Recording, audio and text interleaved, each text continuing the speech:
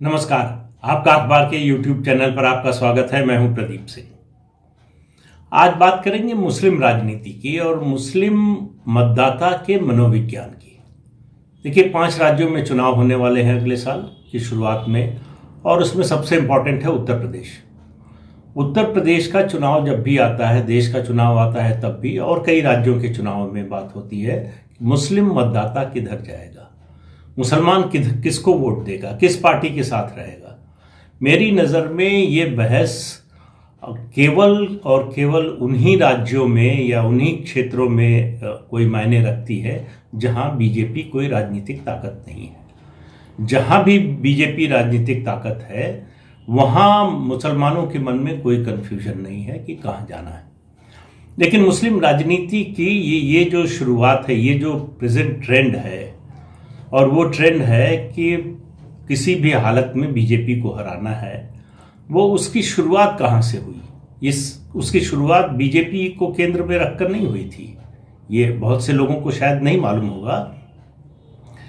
1964 में बिहार और उड़ीसा में बड़े पैमाने पर दंगे हुए, और उन दंगों के बाद मुसलमानों में एक बेचैनी थी, कांग्रेस से नाराजगी थी कि जाहिर है कि उस समय लगभग सभी सरकारें जो है एक आधा अपवाद को छोड़कर कांग्रेस पार्टी की ही थी, राज्यों में भी, केंद्र में तो थी।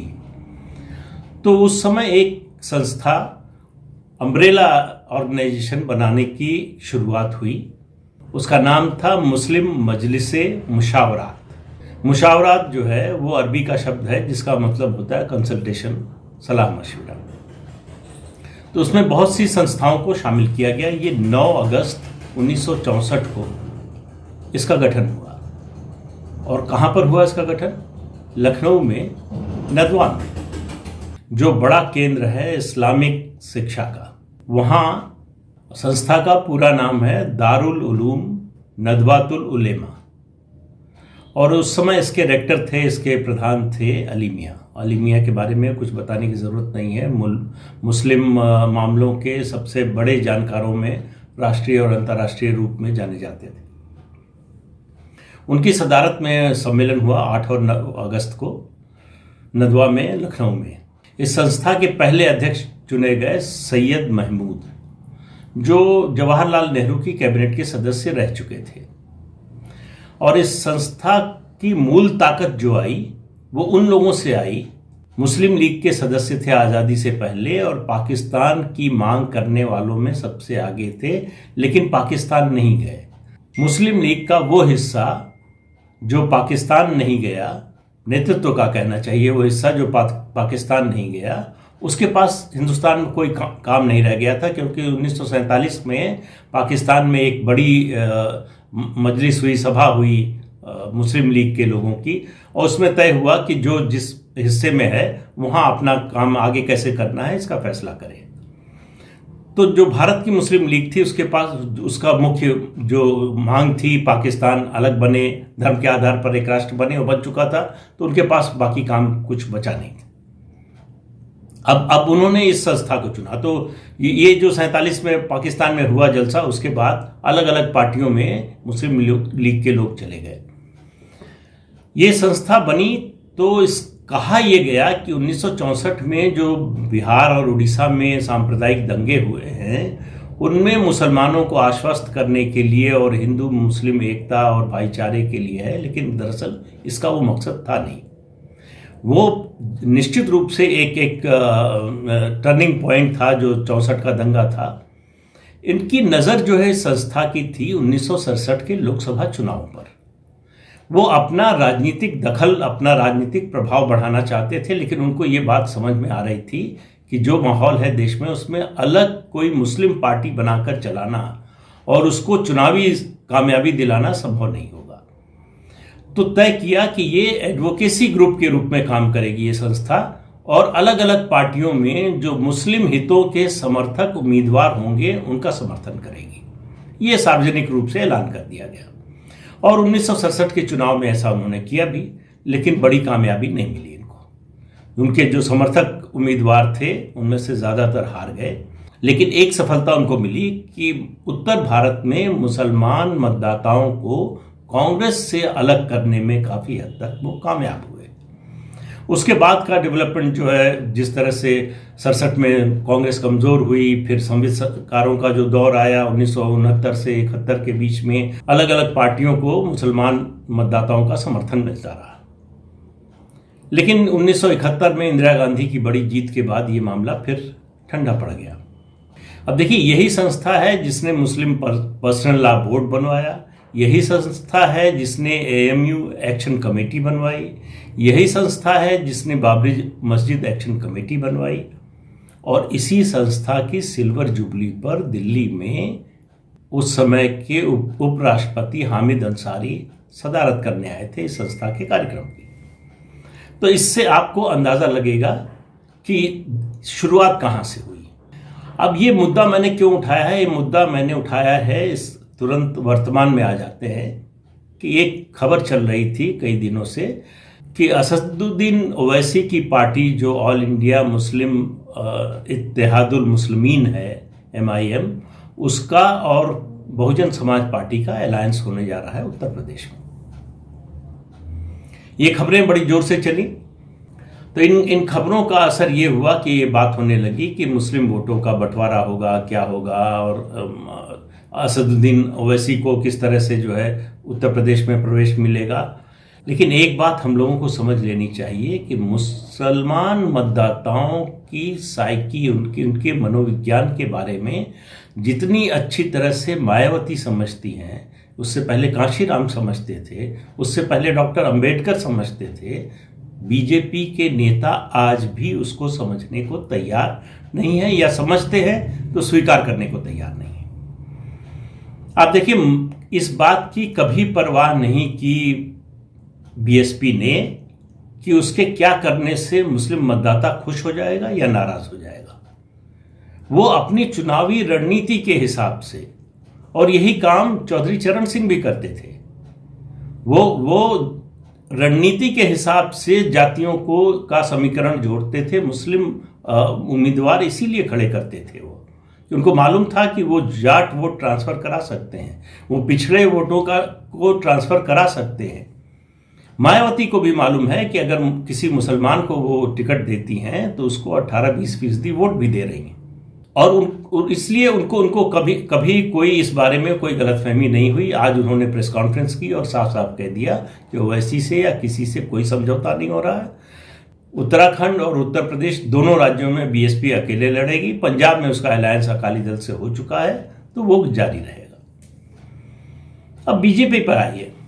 बीजेपी को ये बात कभी समझ में नहीं आती। देखिए, मैंने जो शुरू में बात कही मुसलमानों के मनोविज्ञान की, वोट देते समय उनके मन में क्या होता है, वो वोट किसको देंगे इसका निर्धारण कैसे करते हैं।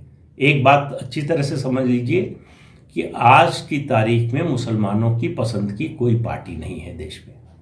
1947 से 1967 के पहले तक वो उनकी पसंद की पार्टी कांग्रेस थी।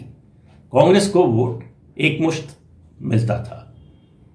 वहां से जब बदलाव शुरू हुआ, खासतौर से 1977 में जब जनता पार्टी आई, जनता पार्टी को भी मुस्लिम वोट मिले, कांग्रेस को भी मिले, जनता पार्टी को भी मिले। वहां ये स्थिति नहीं आई थी कि जनता पार्टी को हराना है इसलिए क्योंकि इसमें जनसंघ शामिल है। ये उस समय काम नहीं कर रहा था। क्यों?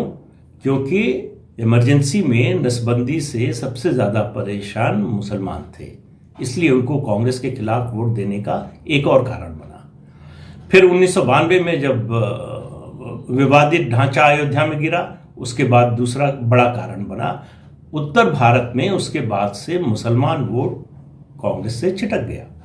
तब से वो अलग अलग, अब उसकी जो मनोविज्ञान की बात कर रहा हूं, मनोविज्ञान क्या है, उसके लिए सिर्फ एक ही क्राइटेरिया है कि कौन सी पार्टी बीजेपी को हरा सकती है, कौन सा उम्मीदवार बीजेपी को हराने की स्थिति में है। वो उसी जो ये स्प्लिट होता है मुस्लिम वोटों में, वो केवल इसीलिए होता है जब ये अंदाजा गलत हो जाता है कि कौन सी पार्टी का उम्मीदवार ज्यादा ताकतवर है जो बीजेपी को हरा सकता है। जब इसमें कंफ्यूजन होता है तब बंटवारा होता है, जब नहीं होता है तो कोई बंटवारा नहीं होता। तब लगता है कि एक पार्टी को एक तरफा गया या इस उम्मीदवार को एक तरफा गया, वो इसीलिए होता है कि वहां कंफ्यूजन नहीं होता। तो मुसलमान मतदाताओं के मन में इस बारे में कोई गलतफहमी नहीं है बीजेपी को लेकर। उनका एकमात्र वोट देने का उद्देश्य है कि बीजेपी को हराना है। जो हरा सकता है वो प्रिय है। आज एक्स हो सकता है, कल वाई हो सकता है।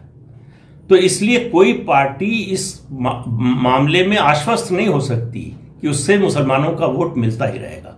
और इसका भी इस बात से कोई ताल्लुक नहीं है मुसलमानों के लिए कि कौन सी पार्टी उनके लिए अच्छा कर रही है, कौन सी पार्टी उनकी हितैषी है, कौन उनके सामाजिक, शैक्षणिक और दूसरे स्थितियों को सुधारने का काम कर रही है, कौन सी पार्टी विकास का काम कर रही है, कौन सी पार्टी उनके बच्चों के भविष्य को संवारने का काम कर रही है। इस सब से कोई मतलब नहीं। एक ही सवाल है, बीजेपी को हराएगा कौन और उसको वोट जाएगा। अब आप देखिए, बीजेपी लगातार कोशिश करती रहती है कि मुसलमान उसके करीब आए, मुस्लिम वोट उसको मिले। क्योंकि अगर आप आइडियोलॉजी की बात एक मिनट के लिए छोड़ दें, आप कह लें कि नाटक है, ये दिखावा है, तब भी चुनावी रणनीति की दृष्टि से किसी भी पार्टी के लिए ये घाटे का सौदा है कि जब वो चुनाव में उतरे तो 18% वोट उसको अलग रख देना पड़े कि इसमें से तो नहीं मिलना। तो उस रणनीति के लिहाज से भी मान लीजिए कि अगर करती है बीजेपी, सचमुच नहीं चाहती कि मुसलमान उसके करीब आए, लेकिन चुनाव की दृष्टि से करती है, तब भी जो भी मुसलमान भारतीय जनता पार्टी का सदस्य बनता है वो अपने समाज से, अपने कौम से बाहर हो जाता है, एक तरह से अघोषित रूप से। जैसे सिख पंथ में एक टर्म यूज की जाती है, तनखैया, कि समाज से और धर्म समाज से उसको अलग कर दिया गया, पंथ से अलग कर दिया गया। वो उसी तरह का होता है मुसलमानों के साथ भी जो बीजेपी ज्वाइन करता है। तो जो भाजपा के मुस्लिम लेता है उनको मुस्लिम वोट नहीं मिलता, मुसलमान उनको मुसलमान नहीं मानते। इस सरकार ने 7 साल में मुसलमानों की शिक्षा के लिए, उनके रोजगार के लिए, उनके स्वास्थ्य के लिए, उनके आवास के लिए, दूसरी बुनियादी सुविधाओं के लिए जितना काम किया है और बिना भेदभाव के किया है। कोई केंद्रीय योजना ऐसी नहीं है जिसमें धर्म के आधार पर या जाति के आधार पर भेदभाव का आरोप भी लग सके, होना तो दूर की बात है। फिर भी मुसलमान वोट बीजेपी को नहीं मिलते और न मिलेंगे। आजकल मुसलमानों को और कुछ सेक्युलर लोगों को अटल जी की बड़ी याद आती है कि वो बड़े सॉफ्ट थे और वो जो है बीच का रास्ता लेकर चलते थे और वो ऐसी पार्टी में होते हुए भी सेकुलर थे। उनसे सवाल एक ही पूछा जाना चाहिए कि क्या उनको कभी वोट दिया मुसलमानों ने? पहली बार, दूसरी बार, तीसरी बार प्रधानमंत्री बने, क्या मुस्लिम वोट उनको मिले? कभी नहीं मिला। तो ये सब सिर्फ कहने की बातें हैं। ये कहा क्यों जा रहा है? ये दिखाना है कि दरअसल अटल जी तो बड़े जो है वो नरमपंथी थे, नरेंद्र मोदी बहुत चरमपंथी है, ये कट्टर हिंदू हैं, वो सॉफ्ट हिंदू थे। और जब अटल जी थे तब आडवाणी जी को बताया जाता था कि ये कट्टर हिंदू हैं, वो सॉफ्ट हिंदू हैं। तो ये केवल राजनीतिक भाषणबाजी है, कोरी भाषणबाजी के अलावा इसमें और कुछ नहीं है। ये सब बातें कही बताई इसीलिए जाती हैं कि हम इस समय क्यों नहीं दे रहे वोट। हर समय ये कहा जाता है कि वो नरम थे, ये जो है जो ज्यादा कट्टर है, इसलिए इनको वोट नहीं देते। कल्याण सिंह को क्यों वोट नहीं मिलता था? अभी कहा जाता है कि योगी आदित्यनाथ बड़े हिंदुत्ववादी हैं, कट्टर हिंदुत्ववादी हैं। तो भाई कल्याण सिंह क्या थे? कल्याण सिंह को छोड़िए, हर समय एक सॉफ्ट स्टैंड लेकर चलते हैं राजनाथ सिंह, उनको वोट क्यों नहीं मिले? 2002 में मुख्यमंत्री के रूप में चुनाव लड़े, कितने मुसलमानों ने वोट दिया? अच्छा, देखिए 2-3 चीजें कही जाती थी। एक कि क्यों बीजेपी को वोट नहीं देते हैं कि बीजेपी सत्ता में जैसे ही आएगी मुसलमानों के खिलाफ अत्याचार शुरू हो जाएगा, दमन शुरू हो जाएगा और उनके खिलाफ न जाने क्या क्या होगा। जब बीजेपी राज्यों में आने लगी तो कहा गया कि नहीं, तो ये तो राज्यों में आ रही ना, केंद्र में आएगी। तब जब केंद्र में आ गई तो कहा गया कि ये तो गठबंधन की सरकार है ना, उस गठबंधन के दबाव के कारण नहीं कर पा रहे हैं कुछ। 2014 में पूर्ण बहुमत से आ गई, नरेंद्र मोदी प्रधानमंत्री हो गए। तब कहा गया कि दरअसल ये पहली टर्म है ना, उनकी पहला कार्यकाल है, इसलिए थोड़ा संभल कर चल रहे। फिर दूसरा कार्यकाल भी आ गया, कोई बहाना नहीं रह गया। दूसरे कार्यकाल के बाद प्रधानमंत्री ने नारा दिया सबका साथ सबका विकास, जो 14 का नारा था उसमें जोड़ा सबका विश्वास। सबका विश्वास जीतने के लिए जो भी किया जा सकता है सरकार के तौर पर उन्होंने किया, लेकिन मुझे नहीं लगता कि वो जिनका विश्वास जीतने के लिए ये नारा उन्होंने दिया था उनका विश्वास जीत पाए। उसका एक उदाहरण देता हूं। गुजरात में पिछले 19 साल से एक भी सांप्रदायिक दंगा नहीं हुआ है।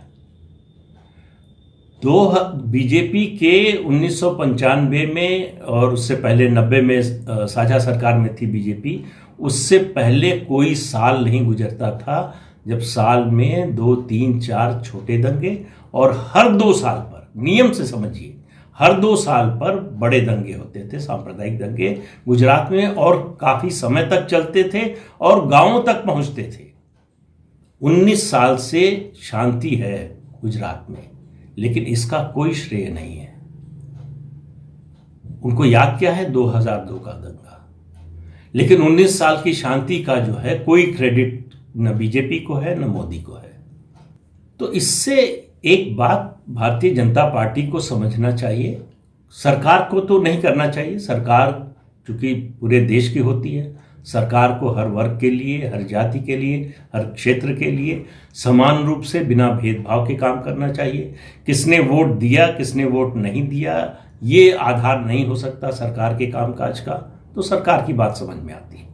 पार्टी के स्तर पर ये जो माइनॉरिटी सेल बनते हैं, अभी असम का ताजा उदाहरण है, वहां जो मुस्लिम कैंडिडेट बीजेपी ने खड़े किए, शायद 8 या 9 लोगों को टिकट दिया, उनके इलाके में बीजेपी के जो बूथ वर्कर हैं, जितनी उनकी संख्या थी 25, 30, 40 जो भी संख्या थी, उतने भी वोट बीजेपी के मुस्लिम कैंडिडेट को नहीं मिले।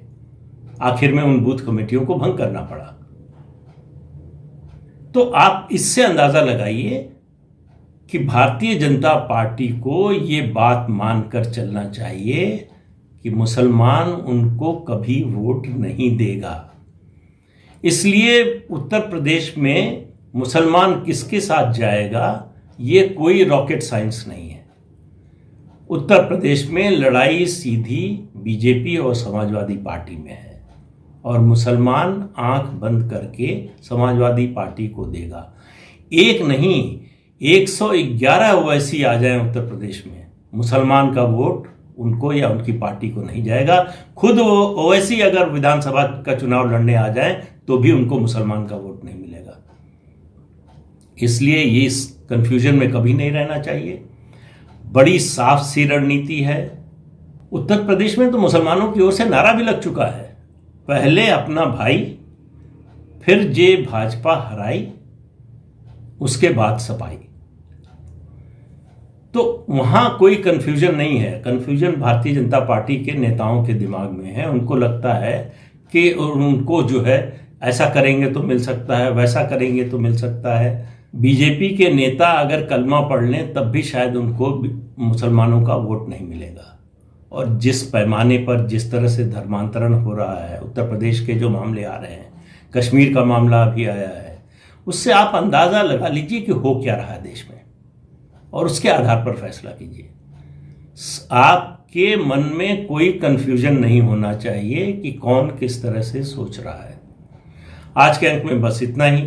अगले अंक में फिर मिलेंगे किसी नए मुद्दे के साथ। तब तक के लिए इजाजत दीजिए। नमस्कार। जाते जाते आपसे फिर अनुरोध है कि इस चैनल को देखिए, शेयर कीजिए और सब्सक्राइब जरूर कीजिए। नमस्कार।